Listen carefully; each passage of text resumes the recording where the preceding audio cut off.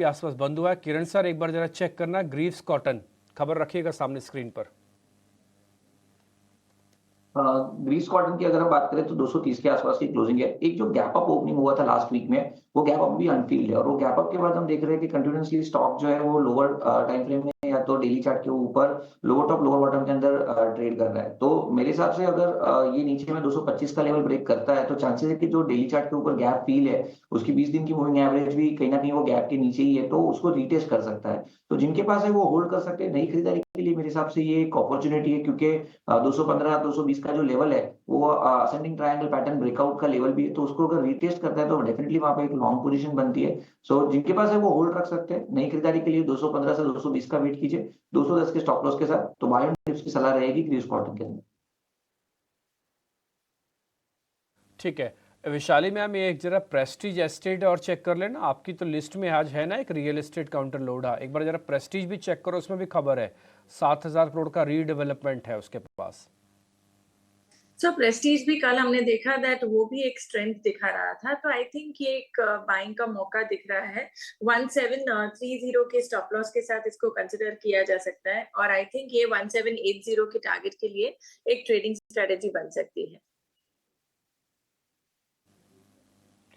ठीक है, एक बार आप ही चेक करना रचना मैम, एक बार जरा इसको भी चेक कर लो, ओबरॉय रियलिटी को भी।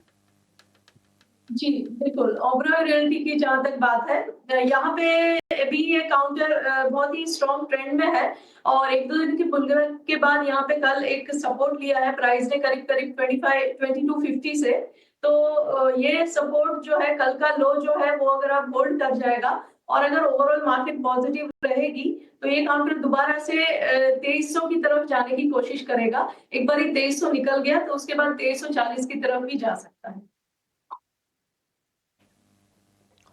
ठीक है डन। ये अलग अलग स्टॉक्स पे देखिए हम आपके सामने रिकमेंडेशन ले रहे हैं, खबर है, खबर भी आपके सामने है। देखिए होता क्या है ना, खबर आने के बाद कई बार गैप अप हो जाता है या कई बार गैप डाउन होगा या उसमें चेंजेस जो भी होंगे, लेकिन एक्सपर्ट्स का एक व्यू मिल जाता है ना आपको, तो आइडिया लगता है अच्छा इसकी बैंड विड्थ इतनी है, ये इतना जा सकता है, ये चलेगा भी नहीं चलेगा, है ना। जैसे आज एक न्यूज़ थी लेकिन डाटा उतना स्ट्रॉन्ग नहीं है उसका क्रॉम्पटन ग्रीव्स का, तो उसके बाद सर ने कहा कि इस पर मत ट्रेड करो, ठीक। और जैसे ही हमने HDFC के बारे में पूछा, उसमें हालांकि कोई खबर नहीं थी लेकिन कल की क्लोजिंग अच्छी थी, तो आज रचना मैम की कॉल में भी था और हमने भी उनसे पता किया कि कैसे ट्रेड किया जाए। ग्रीव्स कॉटन की बात हो रही है, हाँ ये वाला, तो कल की अच्छी क्लोजिंग नहीं थी, तो किरण सर ने कहा रोक दो इसको एक बार। तो यही वजह है कि हम सारे स्टॉक्स इन न्यूज़ में से कुछ एक शेयर छांट लेते हैं और उसमें एक्सपर्ट्स का व्यू पॉइंट आपके सामने रखते हैं, ताकि आपके लिए फिगर आउट करना आसान हो जाए कि किसको पकड़ना है और किसको छोड़ना है। यूफोरिया में नहीं जाना आपको।